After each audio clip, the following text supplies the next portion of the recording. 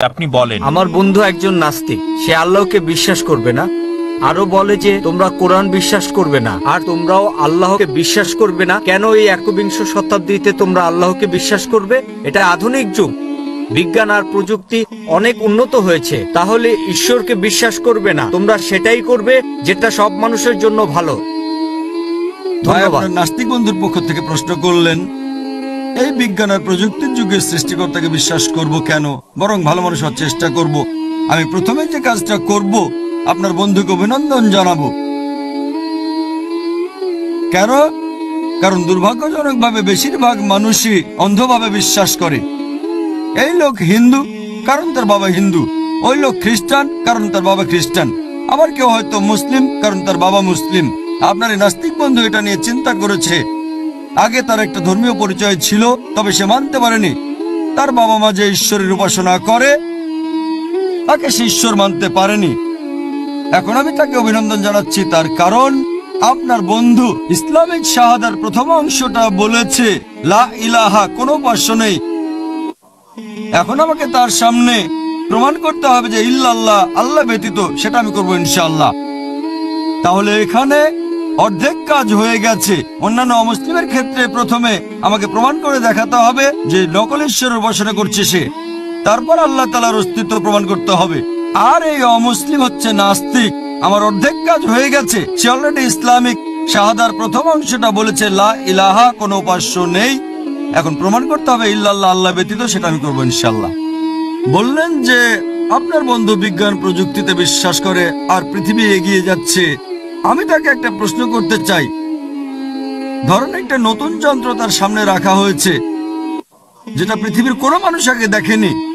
তখন আপনার বন্ধুকে যদি প্রশ্ন করা হয় এই যন্ত্রটা কিভাবে কাজ করবে, সে ব্যাপারে তোমাকে সবার প্রথমে কে জানাতে পারবে যেটা পৃথিবীর কোনো মানুষ আগে দেখেনি? কে প্রথম বলতে পারবে? তখন আপনার নাস্তিক বন্ধু হয়তো বলবে উৎপাদনকারী, অথবা হয়তো বলবে আবিষ্কারক, অথবা সে বলবে স্রষ্টা, অথবা সে বলবে কারিগর। এইরকম একটা কিছু বলবে সে। হয় স্রষ্টা, কারিগর, উৎপাদনকারী, আবিষ্কারক, সে এরকমই কিছু একটা বলবে। আর দ্বিতীয় লোক, সেই স্রষ্টা বা আবিষ্কারক ব্যাপারটা যাকে জানাবেন সে হবে দ্বিতীয় লোক। তবে প্রথমে বলতে পারবে স্রষ্টা, উৎপাদনকারী বা আবিষ্কারক। এই উত্তরটা আপনি মনে রাখবেন। তাকে পরে প্রশ্ন করেন যে আমাদের এই বিশ্বজগৎ কিভাবে সৃষ্টি হয়েছিল। সে আপনাকে বলবে যে বিজ্ঞান উন্নত হওয়ার পরে এখন আমরা জানতে পেরেছি যে আমাদের বিশ্বজগৎ এটা প্রথমে ছিল ছোট একটা বিন্দু, তারপরে একটা বিস্ফোরণ হলো, সবকিছু আলাদা হয়ে গেল এবং সৃষ্টি হলো গ্যালাক্সি, নক্ষত্র, সূর্য, চাঁদ, আরো বিভিন্ন গ্রহ। এটা কবে জানতে পেরেছি? সে আপনাকে বলবে এটা 1973 সালের কথা। একদল বিজ্ঞানী তারা বলেন বিগ ব্যাং এর মাধ্যমে বিশ্বজগৎ সৃষ্টি হয়েছে। আপনি তাকে বলবেন বিজ্ঞান যে জিনিসটা জানতে পেরেছে মাত্র 35-36 বছর আগে, পবিত্র কোরআন সেটা বলেছে 1400 বছর আগে। সূরা আম্বিয়া অধ্যায় নম্বর 21 আয়াত 30 বলা হয়েছে, আওয়ালাম ইয়ারাল্লাযিনা কাফারু, অবিশ্বাসীরা কি দেখে না আন্নাস সামাওয়াতি ওয়াল আরদা কানাত রাতকান সাকনাহুমা, আকাশমণ্ডলী ও পৃথিবী মিশেছিল, আমি তাদের আলাদা করে দিলাম। পবিত্র কোরআনে 1400 বছর আগে কে এই কথাগুলো বলতে পারেন?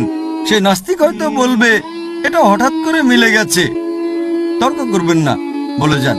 তাকে পরের প্রশ্ন করেন আমাদের পৃথিবীর আকার কেমন। সে আপনাকে বলবে আগেকার দিনে পৃথিবীর মানুষ ভাবতো যে আমাদের এই পৃথিবী হচ্ছে সমতল।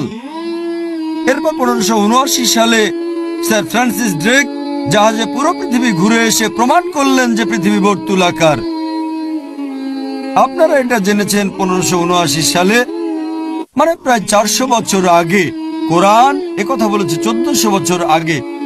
পবিত্র কোরআন বলছে সূরা নাজিয়াত অধ্যায় নম্বর 79 আয়াত নম্বর 30, ওয়াল আরদা বাদা যালিকা দাহাহা, তারপর আমি পৃথিবীকে বানিয়েছি ডিম্বাকৃতি। দাহাহার একটা অর্থ হচ্ছে বিস্তৃত, মানে পৃথিবীকে বানিয়েছি বিস্তৃত। আরেকটা অর্থ এটার মূল শব্দ দুইয়া, তার মানে ডিম। এখানে সাধারণ কোনো ডিমকে বোঝানো হচ্ছে না। এখন আমরা জানি যে পৃথিবী বলের মতো গোলাকার নয়, এটা পূর্বে আর পশ্চিমে চাপা।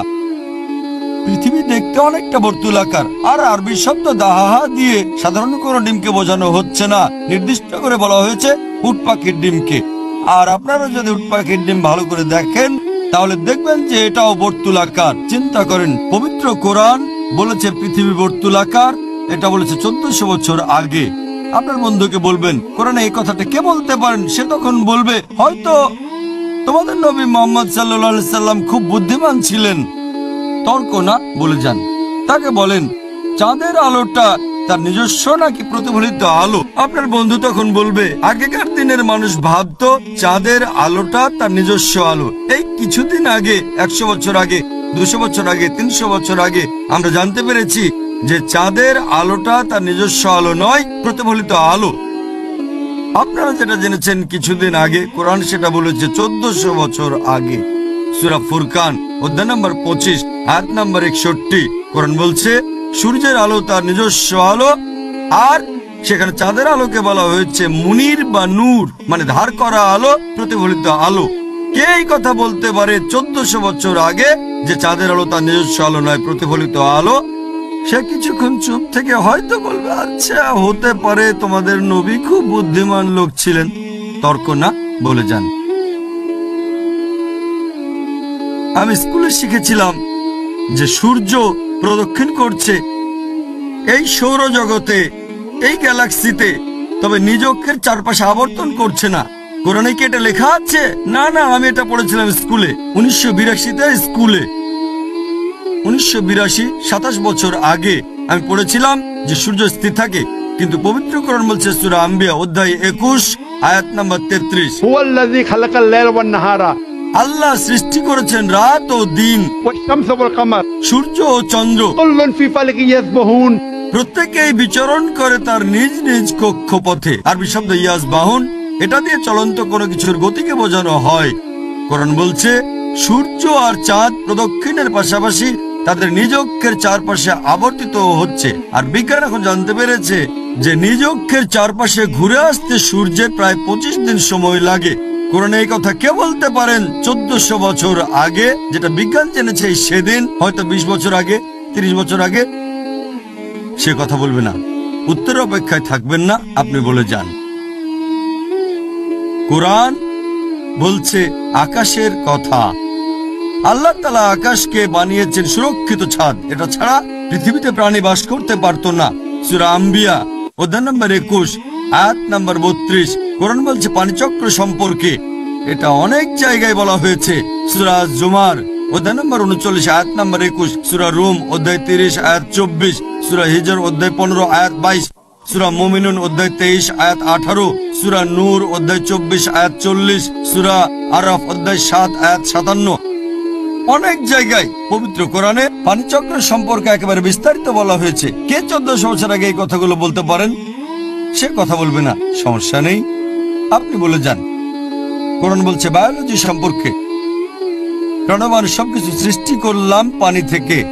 কোরআন বলছে বোটানি সম্পর্কে, যে আমি সব গাছপালা সৃষ্টি করেছি জোড়ায় জোড়ায়, তার মানে হচ্ছে দুটো লিঙ্গ, পুরুষ ও স্ত্রী। সূরা তাহা অধ্যায় নম্বর 20 আয়াত নম্বর 53 কোরআন বলছে প্রাণীদের সৃষ্টি করা হয়েছে পানি থেকে। সূরা নূর অধ্যায় নম্বর 24 আয়াত নম্বর 45 কোরআন বলছে যে মানুষও সৃষ্টি করেছে পানি থেকে। সূরা ফুরকান অধ্যায় নম্বর 25 আয়াত নম্বর 54। এছাড়াও কোরআন বলছে জেনেটিক্স নিয়ে, যে পুরুষের শুক্রাণুই সন্তানের লিঙ্গ নির্ধারণ করে। সূরা নাজম অধ্যায় নম্বর 53 আয়াত 45 ও 46। এছাড়াও সূরা কিয়ামা অধ্যায় নম্বর 75 আয়াত 37 থেকে 39 কোরআন বলছে ভ্রূণবিদ্যা সম্পর্কে। কোরআন বলছে জিওলজি সম্পর্কে, বলছে সমুদ্রবিদ্যা সম্পর্কে। এ বিষয়ে কয়েক ঘন্টার লেকচার দিতে পারি।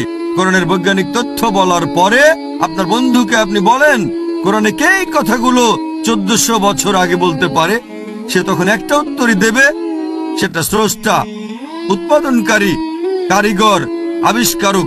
এই স্রষ্টা, এই উৎপাদনকারী, এই কারিগর, আমরা মুসলিমরা তাকে বলি আল্লাহ, বলি স্রষ্টা। বর্তমানের বিজ্ঞান ঈশ্বরকে বাদ দিচ্ছে না, ঈশ্বরের কিছু মডেলকে বাদ দিচ্ছে। লা ইলাহা ইল্লাল্লাহ। এ কারণে একজন বিখ্যাত দার্শনিক ফ্রান্সিস বেকন তিনি বলেছেন, বিজ্ঞান সম্পর্কে অল্প জানলে আপনি হবেন নাস্তিক। তবে বিজ্ঞান সম্পর্কে বেশি জানলে সৃষ্টিকর্তার কাছাকাছি চলে আসবেন। আপনার বন্ধুকে আমার ভিডিও ক্যাসেট দেখতে বলবেন, is the Quran God's word আর কোরআন এন্ড মডার্ন সায়েন্স। এখানে আমি প্রমাণ করেছি আল্লাহ সুবহানাহু ওয়া তাআলার অস্তিত্ব। আশা করি উত্তরটা পেয়েছেন।